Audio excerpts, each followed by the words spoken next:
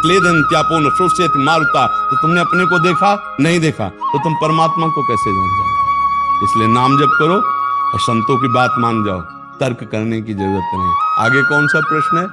आपने कहा था कि हट किया जा सकता है प्रभु से, रो के हट किया जा सकता है। करना चाहिए। तो हट करो तो राधा मिल जाएगी, हमारी श्री जी मिल जाएंगे। ये मनुष्य जन्म मिला है भगवत प्राप्ति के लिए। हट करो, रुदु सुश्रम राजन कृष्ण दर्शन लालसा, तो तासा महावीर भूत छोरी इसमें मान मुखाम्बुजा, पीताम्बर धरा सर्वी साक्षात मनमत मनमता। जब सब गोपियां मिलके रोई तो उन्हीं के बीच में श्री कृष्ण प्रकट हो गए, नहीं हो गए?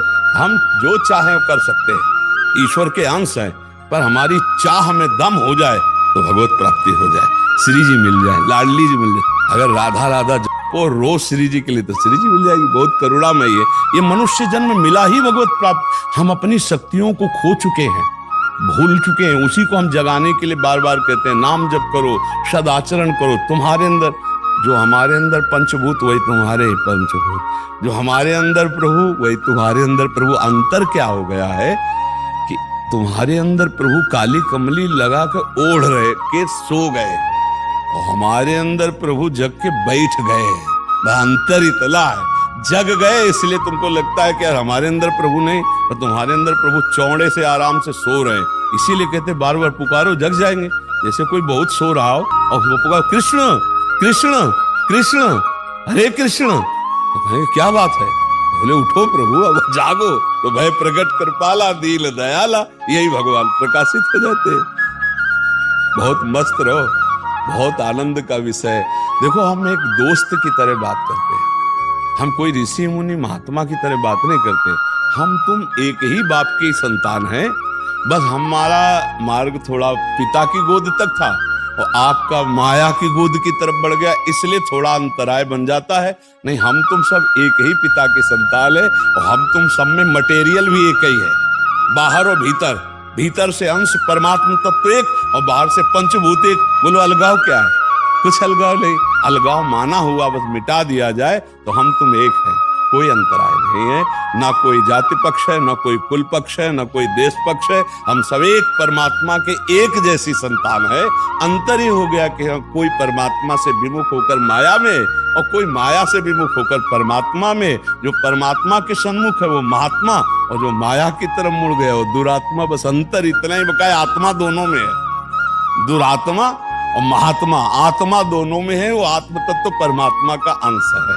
इसलिए अपने को ऐसा तो देखो मत कि हम कहाँ प्रभु को प्राप्त कर सकते हैं। निश्चित प्रभु को प्राप्त कर लेंगे। पर जी क्या वेश धारण को ही महात्मा कहते हैं? नहीं, वेश धारण मात्र को महात्मा नहीं कहते, स्थिति को महात्मा कहते हैं। जो परमात्म चिंतन परायण है और सद आचरण करता है, माया जनित काम क्रोध लोभ मोह मद मत्सर इस पर विजयी है, उसी को महात्मा कहते हैं। महात्मा गृहस्थी में भी हो सकता है, विरक्ति में भी हो सकता है, और दुष्ट गृहस्थी में भी हो सकता है, और विरक्त भेष में भी हो सकता है। कालने में भी तो राक्षस ही तो था, जो महात्मा का भेष धर के हनुमान जी को रोकना चाहता था, वो राक्षस ही तो था। तो मतलब महात्मा भेष में राक्षस भी हो सकता है, और राक्षसों के यहाँ महात्मा भी हो सकता है। दैत्यराज हिरण्यकश्यप के घर में बड़ा भारी महात्मा था प्रहलाद जी। प्रहलाद जी जैसा कोई महात्मा था? दैत्यराज के कुल में महात्मा प्रहलाद जी, दैत्य कुल में महात्मा विरोचन, दैत्य कुल में महात्मा बलि नहीं थे। तो हमें आचरण और स्थिति को महात्मा सिखाया गया कि वो जिसके आचरण सही है, जिसकी स्थिति वही है, वो महात्मा है। और जो आचरणहीन है, स्थिति रहित है, वो महात्मा नहीं, वो दुरात्मा है। वो किसी भी वेश में हो सकता है। जैसे महात्मा किसी भी वेश में हो सकता है, ऐसे दुरात्मा भी किसी वेश में हो सकता है। समझ रहे हैं ना? तो महात्मा एक स्थिति का नाम है, ना कि केवल भेष का। और भेष है स्थिति है तो क्या कहना, और भेष है स्थिति नहीं तो दम्भ है, पाखंड है, नाटक है। कितने ऐसे महात्मा हुए जो गृहस्थी में, क्या भाई जी से हनुमान प्रसाद पोद्दार जी को भारत का सबसे बड़ा महात्मा नहीं माना गया? आप विचार करके देखो, धोती कुर्ता और पत्नी पत्नी पुत्र परिवार वाला सारा लीला। और हमारी गोपियां, ब्रज गोपियां क्या महात्मा नहीं मानी गई? तो पति है, पुत्र है, परिवार है, घर है, गृहस्थी है। और कोई बैरागी थी क्या प्रगट में? थी तो गृहस्थी। और बड़े बड़े परमहंस सुखदेव जी जैसे उनकी गाथा गा रहे। तो महात्मा का मतलब भगवत चरणारविंद में निरंतर जिनकी स्थिति है, और जो काम क्रोध लोभ मोह मद विजयी है, वही महात्मा। चाहे वो स्त्री हो, चाहे पुरुष हो, चाहे गृहस्थ हो, चाहे विरक्त हो, उसी को महात्मा कहते हैं। देखो विभीषण जी गृहस्थ में है और विभीषण जी राजमंत्री हैं, रावण के भाई भी हैं, राजमंत्री हैं, और भगवान कहे तुम सरीखे संत प्रिय मोरे धरो दे नहीं आन, तुम्हारे जैसे महात्माओं के लिए मैं अवतार धारण करता हूं, भगवान कहते हैं। तो महात्मा स्थिति का नाम है। महात्मा जिनके ऐसे लक्षण होते हैं जो शास्त्र सम्मत है, उन्हें महात्मा कहते हैं। ब्रजवासियों का अन्न सिद्ध कर देता है। जो मांग मांग के जो ब्रजवासियों का अन्न पाया ना, उसी अन्न का प्रभाव है।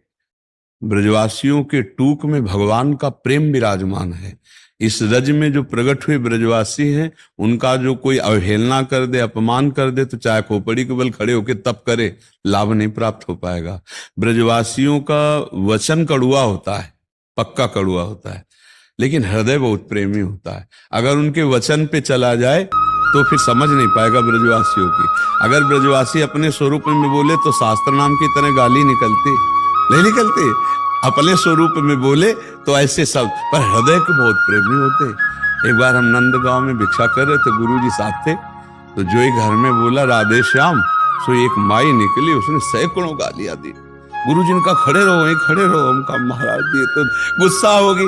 फिर हम कहा राधे श्याम, तो फिर एक रोटी घी लगा करके लाई।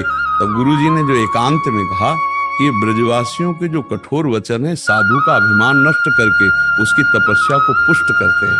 तो ब्रजवासियों का जो अन्न है और ब्रजवासियों की जो चरण रज है, और ब्रजवासी जिसे ये कह दे कि मेरो बाबा है, अरे कछुना है तो मेरो बाबा है, तो पक्का समझो नंद नंदन उसको अपना बना लेते हैं। और अगर ब्रजवासी कह दे अरे कछुना है पाखंडी, तो पक्का समझो चाहे खोपड़ी के बल तप करे, प्रमाण नहीं मिल सकता।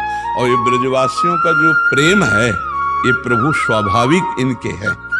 भगवान ने बाबा के सामने शपथ खाई, नंद बाबा से, कि ब्रजवासी मेरे प्राण हैं बाबा, तुम चिंता मत करो, देवराज इंद्र कुछ नहीं बिगाड़ सकता। और भगवान ने ब्रजवासियों के लिए गिरिराज धारण किया।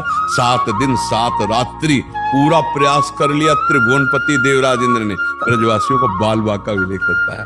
अब ये है कि आजकल के थोड़ा नए बच्चे अपने स्वरूप को नहीं जान रहे, इधर उधर भटक जाते हैं, नहीं तो ब्रजवासी भगवत स्वरूप है। बड़े बड़े महात्माओं ने, ऋषियों ने, मुनियों ने वंदना की है ब्रजवासियों की, ब्रजरज की और इस ब्रज धाम की। तो आप सब ब्रजवासी जन हैं, आपके ही टुकड़े का प्रभाव ये है कि भगवान की कृपा से 4 लोग धर्म की बात सुन पा रहे हैं, धर्म पे चल पा रहे हैं। नहीं जैसे लोगों को लगता है, तो हम आपको सच्ची बताएं, ब्रजवासियों की चरण धूलि और ब्रजवासियों के जूठन, उसी का प्रभाव है, उनके टुकड़े का प्रभाव है। यहाँ ब्रज में वही आनंद ले सकता है जिनके ऊपर ब्रजलता, ब्रजरज और ब्रजवासी की कृपा है। नहीं तो सच्ची वाली है, चाहे जितना तप करे, यहां प्रवेश नहीं हो सकता हमारी किशोरी जी के महल में। ब्रजरज, ब्रजवासी और ब्रजलता, इनकी कृपा अत्यंत आवश्यक है। तो सदैव आप ब्रजवासी कृपा दृष्टि बनाए रखे। हम आप सब ब्रजवासियों के दास हैं, हम उन्हीं की कृपा से हमें लाडली लाल स्वीकार किए हैं, उन्हीं की कृपा।